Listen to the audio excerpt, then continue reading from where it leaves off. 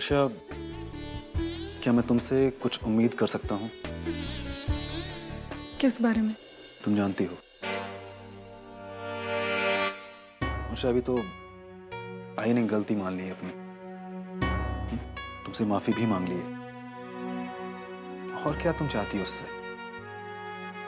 मुझे लगा था कि अश्विन जीजू की सच्चाई सामने आने के बाद इस घर में फिर से वही शांति होगी, लेकिन अभी दिन पर दिन बात और बिगड़ती जा रही है। उसे सिर्फ तुम संभाल सकती हो। मैं कोशिश कर रही हूँ ना, इतना आसान नहीं है। जानते हो, जब भी आंखें बंद करती हूँ, बीता हुआ सब कुछ मेरी आंखों के सामने आकर खड़ा हो जाता है। तुम्हारे आई का बर्ताव मुझे याद आ जाता है, और फिर उसके आगे मैं कुछ सोच ही नहीं पाती। सोच नहीं पाती या फिर सोचना नहीं चाहती तुम? नहीं आई वो। सतीश, ये तुम नहीं हो, तुम्हारा ईगो बोल रहा है वर्षा। जिसे आप ईगो कह रही है वो मेरा सेल्फ रिस्पेक्ट है। अभिमान और अहंकार के बीच की सीमाएं बहुत धुंधली होती हैं। पूरा एपिसोड देखिए ZEE5 पर।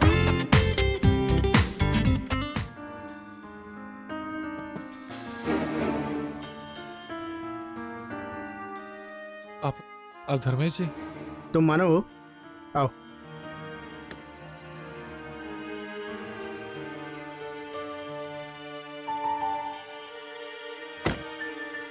सर, वो आने में थोड़ी देर हो गई। हाँ ठीक है, काम की बात करें। जी। 2 महीना पहले तुमने मेरे पिताजी से 3 लाख रुपए लिए थे, उसे लौटाने के बारे में क्या सोचा है?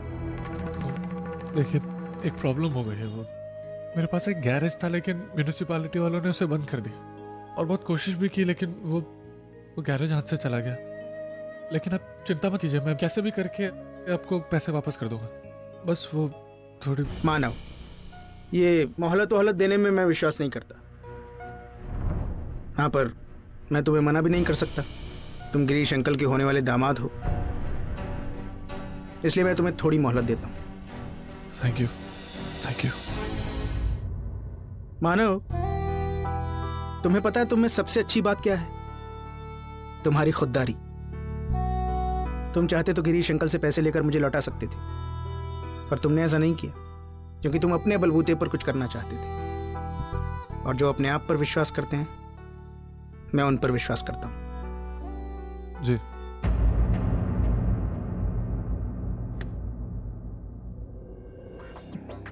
आई। आई। मुझे और 6 लाख रुपए चाहिए। 6 लाख रुपए?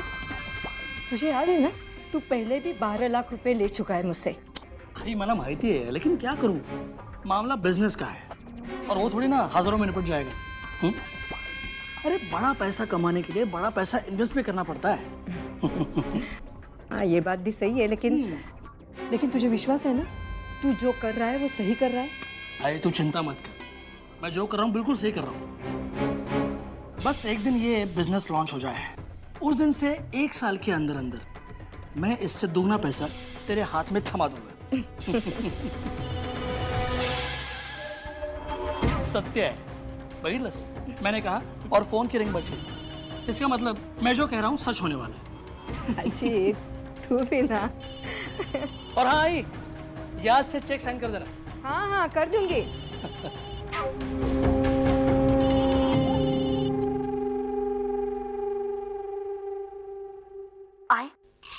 आई नहीं बोलते।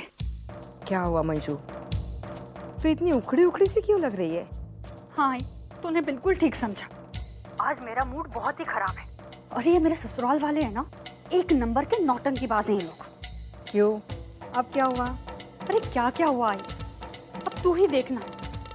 अरे एक तरफ तो ये लोग एक मौका नहीं छोड़ते हैं मुझसे झगड़ने का, और दूसरी तरफ मेरी गोद भराई कर रहे हैं। अरे फालतू फोकट का प्यार जता रहे हैं मुझसे। मैंने इतना मना किया कि मुझे ये सब नहीं चाहिए, नहीं करना है मुझे ये सब, मान ही नहीं रहे। छोड़ ना मंजू, तू अपने आप को इतनी तकलीफ क्यों दे रही है? अरे थोड़े दिन की तो बात है, तू विनोद के साथ नए फ्लैट में शिफ्ट हो जाएगी तो सारा मामला अपने आप सुलझ जाएगा। हाँ, वो तो ठीक है, लेकिन तू जानती है, जब से ये अर्जुन महारानी यहाँ पर लौट कर आई है ना, इसने तो मेरा जीना ही हराम कर दिया।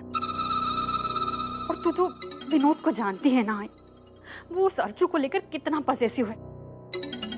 हाय, कहीं ऐसा ना हो कि हम उस नए फ्लैट में शिफ्ट हो और विनोद अर्चू को ले जाने की वहां पर जिद करे। मुझे बेटा उसका भी हल निकाल देंगे।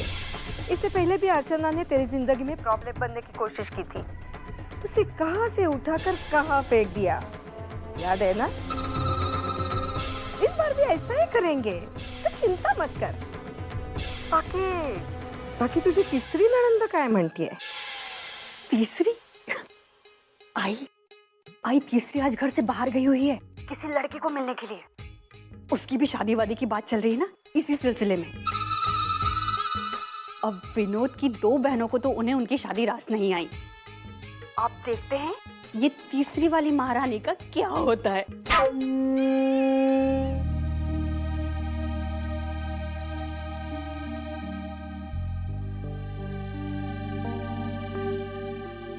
हेलो। जी मैं वैशाली बोल रही हूँ। मैं पहुँच चुकी हूँ। आप कहाँ? लेफ्ट साइड के टेबल पर बैठा हूँ, स्काई ब्लू शर्ट।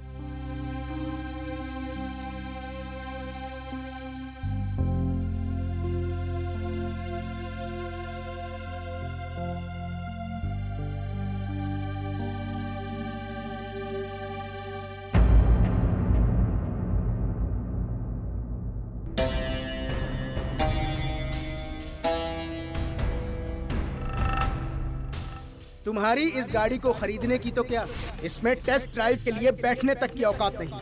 इतनी बड़ी बड़ी गाड़ियों में बैठने का अगर शौक है तो पहले उतनी हैसियत पैदा करो।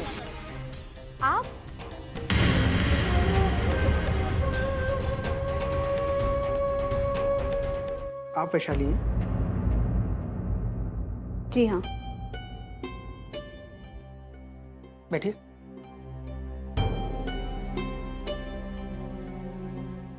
मैं जानता हूँ मुझसे मिलके आपको खुशी नहीं हुई होगी, पर फिर भी अब इतनी दूर से आ ही गई हैं तो थोड़ी देर बैठिए।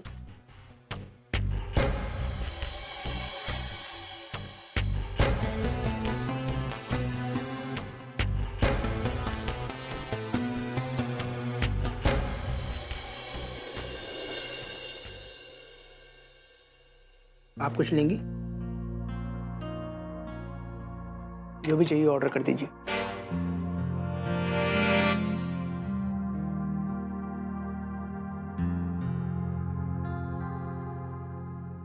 देखिए, उस दिन जो कुछ भी हुआ मैं उसके लिए बिल्कुल भी शर्मिंदा नहीं,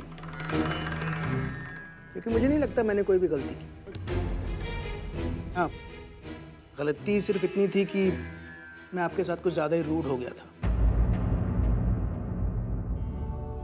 पर मैं करूं भी तो क्या, मेरा नेचर ही कुछ ऐसा है। मैं कोई भी फीलिंग अपने मन में दबाकर नहीं रख सकता, जो लगता है बस बोल देता हूं। मेरे कुछ सवाल हैं। पहला सवाल, शादी की बात शुरू होने से पहले इस तरह अकेले बुलाने की वजह? और दूसरा सवाल,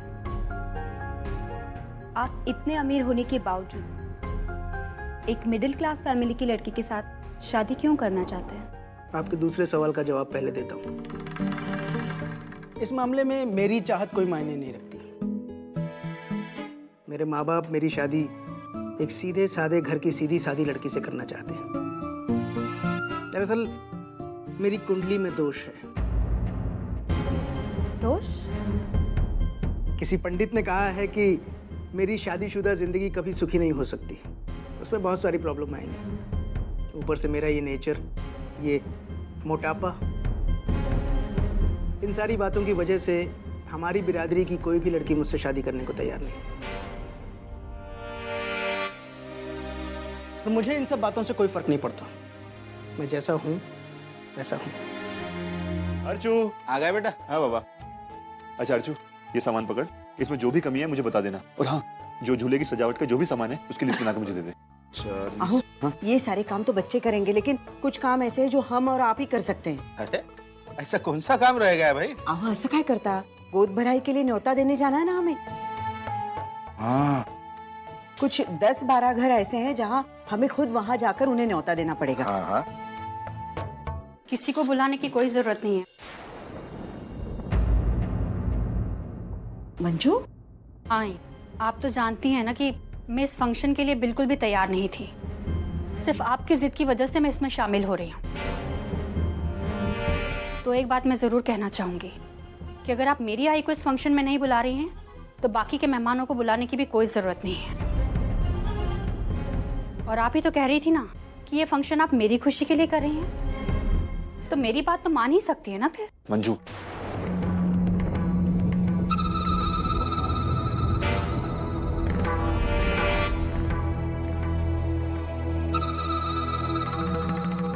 मंजू, मैं तुम्हारी हर वो बात मानूंगी जो सही हो, लेकिन ये बात, और फिर तुमने कैसे सोच लिया कि हम तुम्हारी आई को न्योता नहीं देंगे? सविता ताई, अरे सुलोचना ताई, आइए ना, आइए, बैठिए। हाँ, पानी लेके आती हूँ। नमस्ते सुलोचना जी। नमस्कार। कैसी हैं आप? ठीक हूँ। आप सब लोग कैसे हैं? बस। लीजिए। कैसी हैं आप? ठीक हूँ। अचानक कैसे आना हुआ? कल मंजू की गोद भराई है ना? गोद भराई? हाँ, दरअसल पुन्नी के वक्त हम गोद भराई का फंक्शन किसी वजह से नहीं कर पाए थे, इसीलिए रखा है। अगर आप आएंगी तो मुझे बहुत खुशी होगी। आई, वैसे तो उस घर से अभी हमारा कुछ भी रिश्ता नहीं है। हाँ, और मेरे मानव की शादी भी है श्रावणी के साथ, तो बहुत काम है ना घर में, तो आने का समय नहीं मिलेगा। सविता, तू ये क्या बोल रही है? ताई न्योता मुझे देने आई है, तो हाँ या ना कहने का हक मुझे है।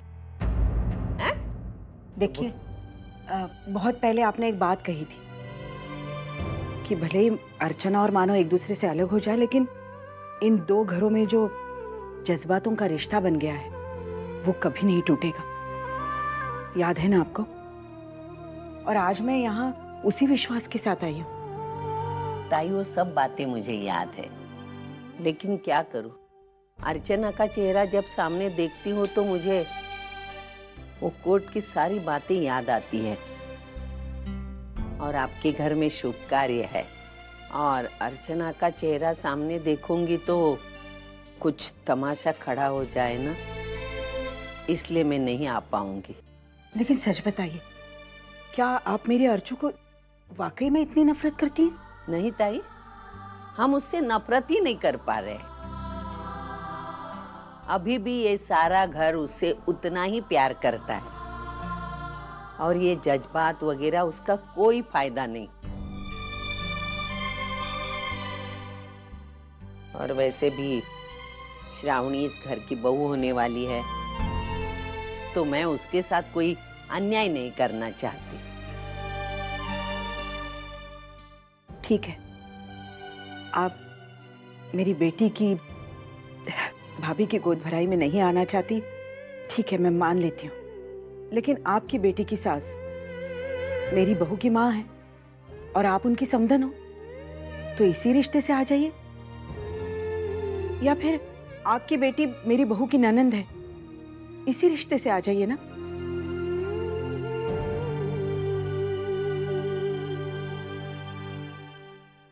नहीं ताई, अगर मैं अर्चना को वहां देखूं तो नहीं, कुछ न कुछ हो जाएगा, मैं नहीं आ पाऊंगी। अगर मैं आपसे कहूं कि पूरे फंक्शन में मेरी अर्चू आपके सामने नहीं आएगी, तब तो आप आ जाएंगी?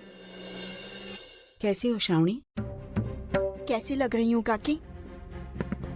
जरा गौर से देखिए मेरा चेहरा, इस पर अभी भी एक तरह का डर है। ये मेरी आंखें, इनमें अब भी आंसू हैं और इन सब की जिम्मेदार आपकी बेटी अर्चना है और आपका पूरा परिवार है। सब कुछ खत्म होने के बाद भी क्यों आप और आपकी बेटी इस घर के साथ रिश्ता जोड़ने की कोशिश कर रहे हैं? अरे मैं तो यहाँ अपनी बहू की गोद भराई का न्योता देने आई थी। क्या जरूरत है इसकी? हाँ? अरे अब क्या रिश्ता बचा है आपका इस घर के साथ? शायद आप ये भूल रही हैं कि मानव आपके दामाद थे, अब नहीं। कैसे भूल सकती हूँ श्रावणी? यही तो एक दर्द है और यही एक वो बात है जिसकी वजह से मैं दिन रात अपने अर्चू को तड़पती हुई देख रही हूँ। आपकी बेटी के साथ जो हुआ और जो हो रहा है वो उसकी किस्मत है। अगर उसकी किस्मत में पति का सुख नहीं है तो इसमें मैं क्या करूँ? इसमें मेरा क्या कसूर है? मेरी अर्चू ने तुमसे कभी भी खुशियाँ छीनने की कोशिश नहीं की, बल्कि उसने अपनी जिंदगी की सारी खुशियाँ तुम्हें दी है, तुम्हारे बच्चे को दी है। और हम दोनों के लिए ही उसने मानव को तलाक दिया है, यही कहना चाहती हैं ना आप? अरे कितने दिनों तक आप सब लोग मुझे इस बात का एहसास दिलाते रहोगे? अगर अर्चना ने बिना किसी स्वार्थ के तलाक लिया है तो फिर वो क्यों कीमत मांग रही है मुझसे इस त्याग की?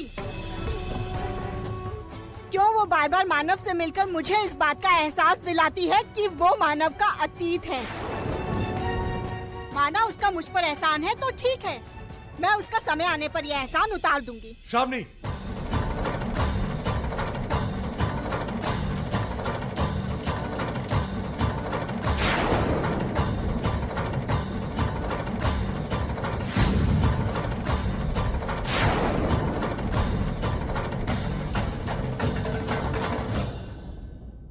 बस बहुत हो गया। तुम्हें कोई अधिकार नहीं है कि तुम आई से इस तरह से बात करो। नहीं, हद होती है गलत करने की। कल मंदिर में मेरे और अर्चना पे शक किया और आज आई पे। मैं हम पे विश्वास नहीं है, अपने आप पे विश्वास नहीं है। एक बात कान खोल के सुन लो, अगर तुमने मुझ पे अर्चना पे शक किया तो शायद मैं चुप रह जाऊं, लेकिन आई से इस तरह से बदतमीजी से बात करोगी तो मुझे कभी बर्दाश्त नहीं होगा। और हाँ, आज मैं तुमसे शादी भी सिर्फ इस वजह से कर पा रहा हूं कि अर्चना में जो त्याग करने का संस्कार है ना, वो भी आई की वजह से। और तुम इस तरह से। मानव, शांत हो जाओ बेटा। मुझे श्रावणी की बातों का बुरा नहीं लगा। मैं समझ रही हूँ कि उसके दिल पर क्या गुजर रही है, भले ही वो मुझे और मेरी बेटी को कभी ना समझे। दिवाणखान्याचं दार बंद करून घेतलं। मी जाऊन येते। नारायणरावाच्या पोटात सुमेर सिंगाची ती तलवार खुपसलेली पाहिल्याबरोबर दार बंद झालं, दृष्टीआड गारदी मारेकरांची सृष्टी गेली आणि लगेच माझं मन खंबीर झालं। मेला असला पाहिजे। मग काका काका हे आवाज कुठून येत आहेत? काम नहीं, धंधा नहीं, नाटक के शो नहीं, हमारे नट सम्राट लगे रहे डायलॉग बाजी में। सविता, ये डायलॉग्स ही तो जिंदगी में ताकत बढ़ाते हैं जीने की। अच्छा? और तुझे एक बात बताऊं सविता, एक्टर के पास काम हो ना हो, एक्टर हमेशा एक्टर ही होता है। उसे डायलॉग्स बोलने में जो खुशी मिलती है ना, और किसी चीज में नहीं मिलती। क्या बात कर रहे? दारू पीने से भी नहीं? तो हमेशा मेरी दारू क्यों निकालती हो? अरे डायलॉग बाजी तुम्हें इतनी प्यारी है, किधर गई मेरी पर्स?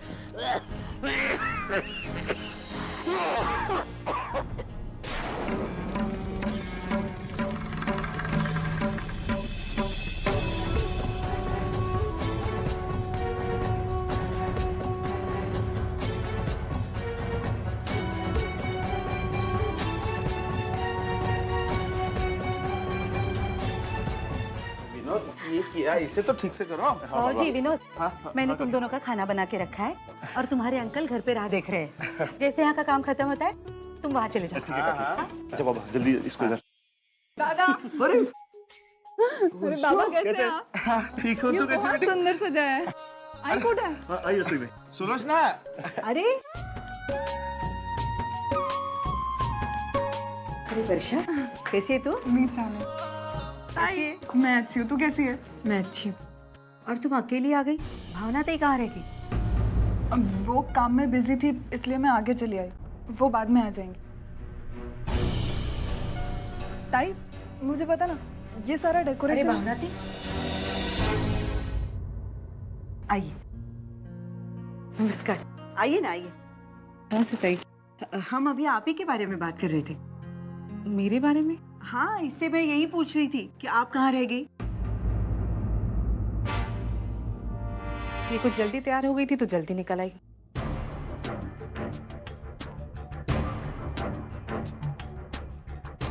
आइए ना, आइए। आप आई, अच्छा लगा। वो तो मैं देख ही रही हूँ, मेरे आने से सबके चेहरे खिल गए हैं।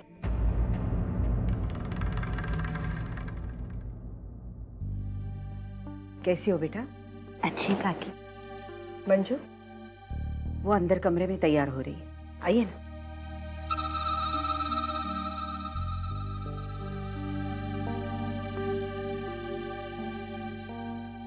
आओ बेटा, आओ।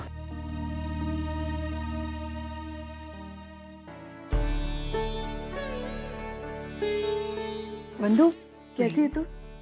मैं नहीं अच्छी हूँ, लेकिन समझ में नहीं आ रहा कि क्या कहूँ आपसे।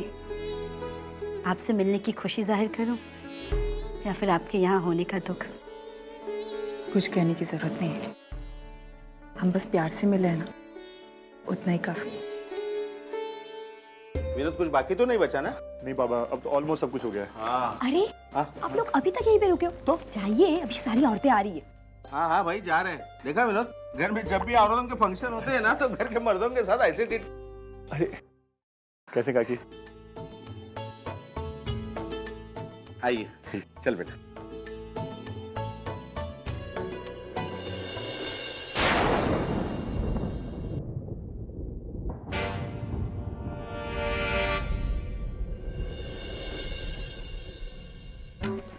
अगर मैं आपसे कहूँ कि पूरे फंक्शन में मेरी अर्चू आपके सामने नहीं आएगी, तब तो आप आ जाएंगे? आऊंगी।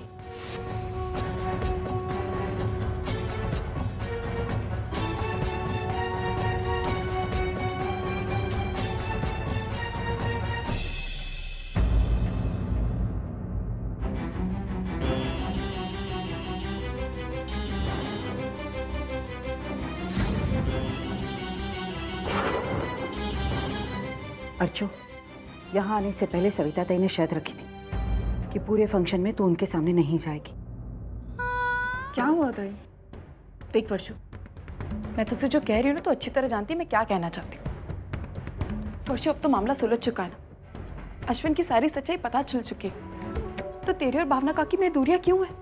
क्योंकि मैं ही उन्हें माफ नहीं कर पाई हूँ अब तक। नहीं भुला सकती जिस तरह से उन्होंने मेरे चरित्र पर। वर्षु, तू ये क्या कह रही है? ताई, एक लड़की बहुत विश्वास के साथ अपने आई बाबा का घर छोड़कर किसी अनजाने घर में चली जाती, और अगर उस घर में उसके साथ इस तरह का बर्ताव होगा तो। लेकिन वर्षु, भावना काकी ने तुझसे माफी मांग ली है ना? उनके माफी मांगने से क्या फर्क पड़ता है?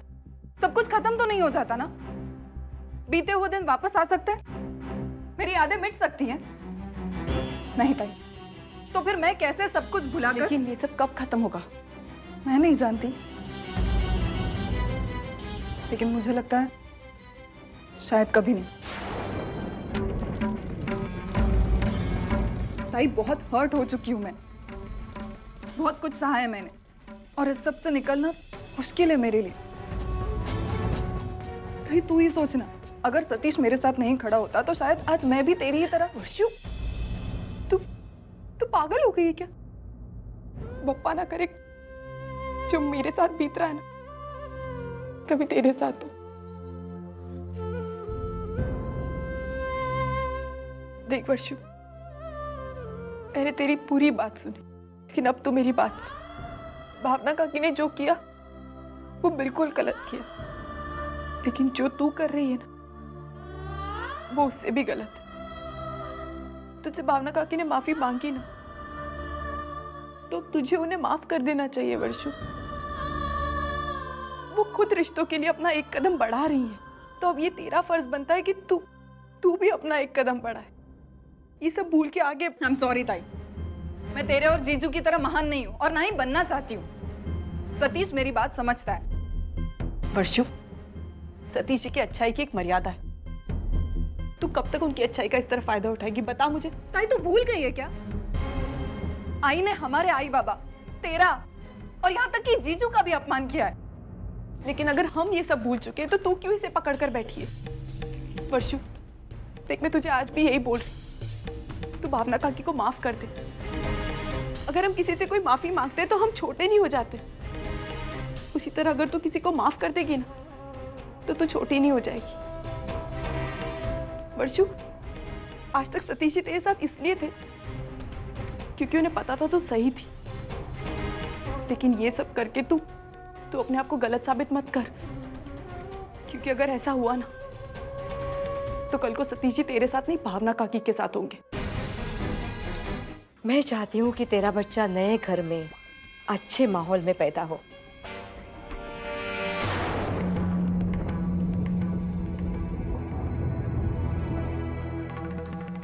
आई, आप ये तोहफा बाद में भी तो दे सकती थी ना वंदिता।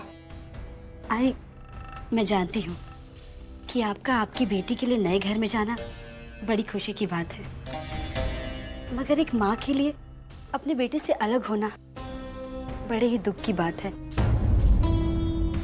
और मैं जानती हूँ कि ये बात आप बहुत अच्छी तरह से जानती हैं। फिर क्यों आप इस खुशी के मौके पर उनके जख्मों को कुरेद रही हैं? बस वंदिता,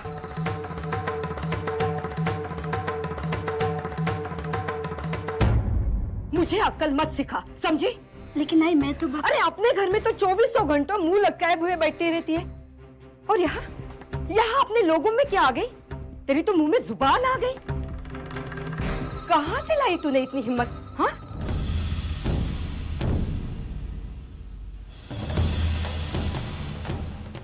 बता।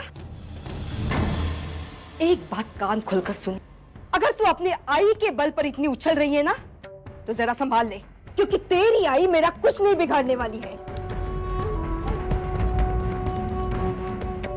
रसिका तो आप प्लीज, आप बीच में मत बोलिएगा।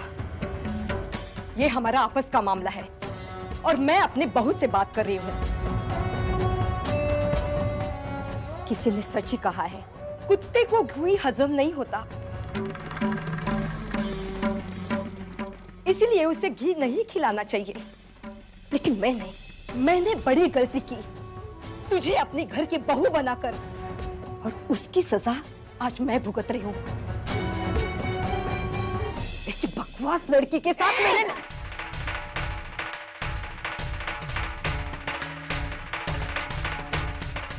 रसिका ताई, मेरी बेटी को अनाप शनाप बकने का तुझे कोई हक नहीं है।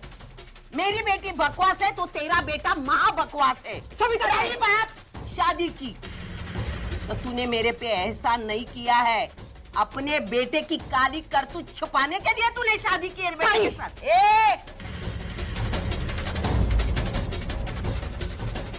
मेरी बेटी गलत है, 10 बार चिल्लाओ, मैं कुछ नहीं बोलूंगी, लेकिन बिना गलती से तूने उसका अपमान किया, ध्यान में रख।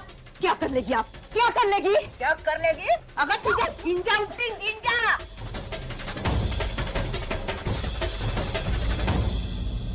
हाँ? तू एक हलकट है, मी 10 हलकट है। पहिले तुझी भाषा पाहिलीत? अगं तुला काय वाटलं? क्या समझी तू? मेरी जुबान बुरी है लेकिन नियत बुरी नहीं है। अरे तुम अमीर पैसों के अमीर है, लेकिन नियत में थर्ड ग्रेड। इंसानियत नाम की चीज नहीं है। पूरा एपिसोड देखिए ZEE5 पर।